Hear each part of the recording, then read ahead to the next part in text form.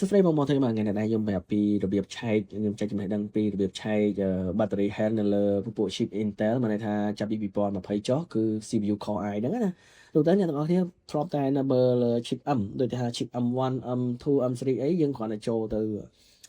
system report វាឲ្យចូលទៅមើលកន្លែងជាមួយនឹង power របស់វាមកវានឹងប្រាប់ពីជាមួយ cycle count ជាមួយ battery health តែនេះ chip Intel នេះអត់ឃើញទេកន្លែងនេះវាដាក់ថា normal អញ្ចឹងយកដឹងថាវាមិនបាន100ទេអញ្ចឹងអ្នកនរគ្នាប្រើកម្មវិធីជំនួយបានអូខេអញ្ចឹងអ្នកនរគ្នាចូលទៅកម្មវិធីបែបនេះនេះកម្មវិធីនេះខ្ញុំ download ហើយអ្នកគ្នាអាចចូលទៅ download free បានអានេះគឺមាន free និងមាន plus អញ្ចឹងអ្នកនរគ្នាគាត់យកទៅ free បានហើយ free ក៏វាអាចឆែកទៅថាត្រូវ90% ដែរអញ្ចឹងណារបៀបឆែកវាត្រូវជាមួយ health មួយអីអញ្ចឹងទៅអូខេអញ្ចឹងវីដេអូនេះរៀងយូរបន្តិចដែរខ្ញុំនិយាយរឿងញាប់បន្តិចដែរដើម្បីកាត់បន្ថយពេលវេលាដែរដោយសាររៀងយូរអូខេអញ្ចឹងខ្ញុំបើកកម្មវិធីនេះមកកម្មវិធីហ្នឹងអ្នកនរគ្នា download ទៅឈ្មោះវា free ទេវាឈ្មោះ Coconut Battery អញ្ចឹងណាអញ្ចឹងអាចបើកបានអញ្ចឹងដល់កន្លែងនេះវាគ្រាន់តែយើងវាបញ្ជាក់យើងគាត់បើកកម្មវិធីហ្នឹងមកវាប្រាប់ MacBook Pro ឆ្នាំម៉ាន10ម៉ានអីអញ្ចឹង15នេះ2007ទៅហើយនេះឆ្នាំដែលគេលក់ចេញអីអញ្ចឹងទៅហើយជាមួយនឹង Mac Info ហ្នឹងវាប្រាប់យើងនេះប្រហែលខែម៉ានអីហ្នឹងវាយើងនោះវារ៉ាយរាប់ទាំងអស់ហើយតែកន្លែងក្រុមខាងនេះវាប្រាប់ជាមួយនឹងអានេះ battery charge នេះអានេះវាថ្មយើងនេះថ្មយើងឥឡូវនៅសល់តែ36%ទេអាហ្នឹងណាហើយនេះ battery health នេះ battery health របស់វានេះ87%.5អញ្ចឹងថ្មគឺនៅល្អមែនតើមើលគិតពីឆ្នាំ2017ឥឡូវវាចូល7-9ឆ្នាំដែរ2017នេះគឺថ្មនេះនៅល្អមែនតើអូខេហើយ capacity វាមានន័យថាថ្មវា capacity ពេញគឺ6000ជាងហើយឥឡូវវាស្រក់នៅសល់5800ជាងអញ្ចឹងថាវាស្រក់តិចមែនតើគិតចូលប្រហែលឆ្នាំនេះអញ្ចឹងយើងចូលទៅមើលកន្លែង battery info នេះមកចេញកន្លែងនេះណាចេញដល់កន្លែងហ្នឹងវាបញ្ជាក់នេះអូខេវាបញ្ជាក់ cycle អីហ្នឹងទៅអានេះ health វាប្រាប់ហើយអានេះ cycle អីហ្នឹងទៅ cycle វាប្រហែល cycle វានៅខាងនេះគឺមាន171 cycle ហើយមកដល់កន្លែងនេះវាតទៅមួយអាយុ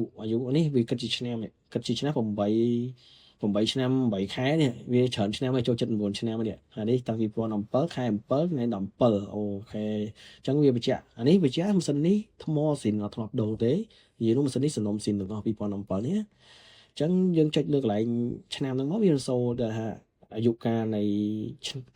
ថ្ងៃម្ដងថ្ងៃវាចូល3200ថ្ងៃហើយបើគិតជាខែវាចូល105ខែបើគិតជាឆ្នាំវា8ឆ្នាំ8ខែអូយុកាថ្មនេះយូរដែរតែសំណុំស៊ីននេះថ្មវានៅស៊ីននេះគឺល្អប្រើមែនតើអត់ទាន់ស្រក់តាណាទេដោយវាគុណភាពបើថា health វា8ជាងនេះគឺនៅល្អប្រើបាយថាចន្លោះ2-3ម៉ោងអីគួរសមហើយខ្ញុំក៏ការងារទូទៅអូខេចឹងសម្រាប់ Mac នេះ2017នេះរបៀបឆែកខ្ញុំបានឆែកជូនបងទេមកបងគាត់ដាក់ down កម្មវិធី Coconut Battery នេះមកណាហើយមើលតាមហ្នឹងទៅខ្ញុំបានបញ្ជាក់ខ្លះៗដែរនេះអូខេអញ្ចឹងវាថា90%នៃថ្មដែលយើងឆែកត្រូវដែរអញ្ចឹងណាមើលថាយើងឆែកទៅវាត្រូវ90%ដែរយើងគ្រាន់ថាយើងអត់មានអីជាជំនួយដែលយើងអត់ចេះមើលថ្មមើលអីចឹងទៅយើងចូលមើលតែកន្លែងដូចនៅពួក chip ហ្នឹងយើងមើលអត់ត្រូវអត់ដឹងថាវាមិន health 100%វាមិនអញ្ចឹងណាអញ្ចឹងយើងបើកកម្មវិធីហ្នឹងមកវាសូឲ្យមកអែមតែម្ដងហើយសម្រាប់បងគាត់ឆ្នាំចង់បានឆ្នាំទៀតអីអាចប្រើកម្មវិធីនេះឆែកបានហើយខ្ញុំក៏មានមួយគ្រឿងដែរតែនេះខ្ញុំលក់ clear ចេញដែរបងត្រូវការអាចឆាតមកបានណាលក់តម្លៃធ្លុះបងទេមក clear ចេញអានេះ2017 i7 ហើយ RAM 16 SSD 256 15អីណា prediction ថា98%ចុះបើវាមាន steady ទួចខ្ញុំដាក់ focus បាទអូខេនេះវាមាន តិចតួចអត់មានកំប៉ុតទេគាត់ដាក់ដាច់សាច់ទេតែ2-3កន្លែងហ្នឹងទេ2កន្លែងហ្នឹងទេនេះ